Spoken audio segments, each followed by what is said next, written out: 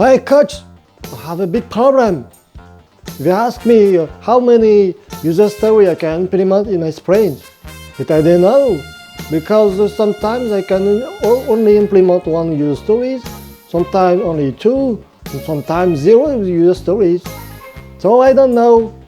Oh, that's completely insane because we never ask that how many stories you can implement in a sprint. We always ask how many points the team can take in a sprint, or what is the velocity of your team. On this velocity you have to calculate it. The velocity? It's about to be fast, right? Correct! The velocity is the speed of something in a given direction.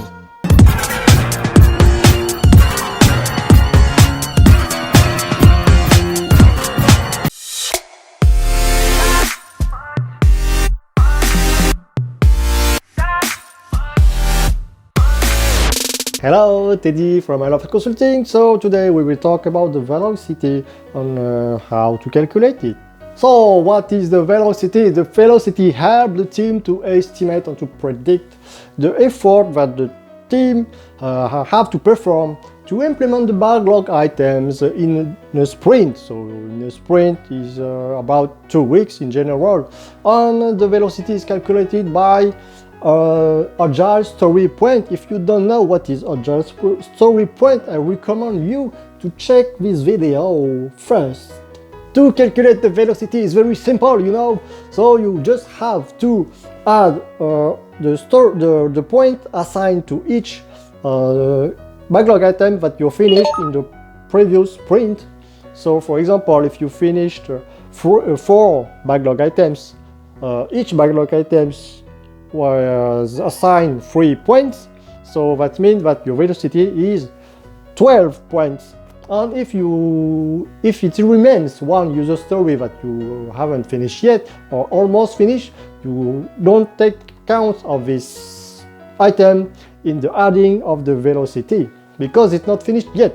When you start an agile team, it's normal that the velocity is almost zero because it's the period while the team is looking for his marks, and he's try and learn to work with the product owner, to implement the user story, to write the user story, and to split the user story into smallest user story. It's the period of learning for the team, so it's normal that the velocity can be very low and almost zero at the first sprint. During 3-4 sprint, the velocity will gradually increase.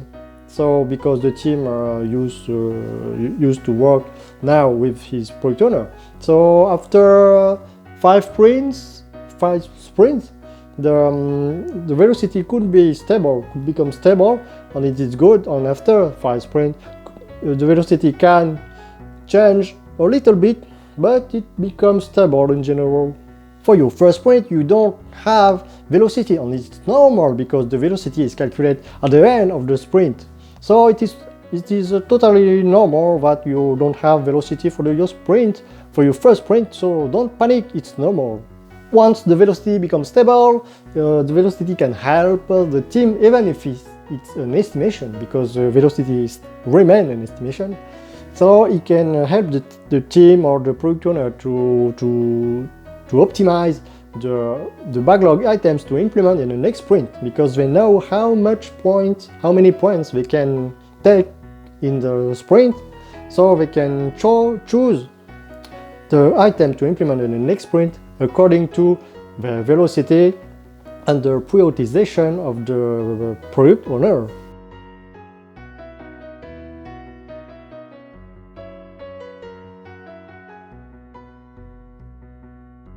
The velocity can also help the product owner and the stakeholders like a business or final client to build a trajectory for the product or the project in the near future, because with the velocity we can know approximately which features can be implemented in the near futures according to the complexities.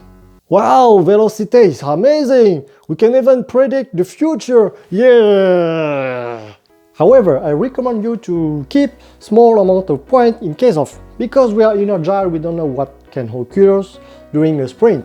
Maybe it can happen a technical problem, so you have to rework the architecture, you don't know, or the client forgets something and wants you to implement features in an emergency case, so you have to keep small points to this task, so it can secure or not put in danger the commitments on the delivery of the sprint.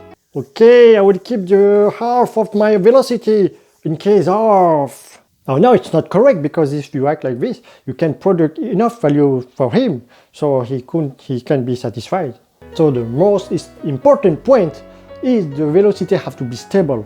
Because the velocity is stable, he can help you predict the content of the next sprint, and it can secure the trajectory of the project, of the product, because the velocity is stable. So because it's stable, you can choose which is your stories, which backlog items you want to implement according to the complexity and to the prioritization, of course, for the next sprint. So it secures the trajectory of the project and the product. One common mistake is want to increase the velocity of the team. So we push the team to produce more and more, and to increase the velocity, but it's completely stupid, because if you act like this, there will be more pressure on the team, and the team will code like a fool, and so for sure they will implement more features, but with less motivation, and for sure with less quality. And if not quality, the client can notice this and can be completely unsatisfied. You build my house too slowly, I think. I think that you can make an effort to build it faster. And go work, go. Hurry. Okay, Mr. Client, we will hurry.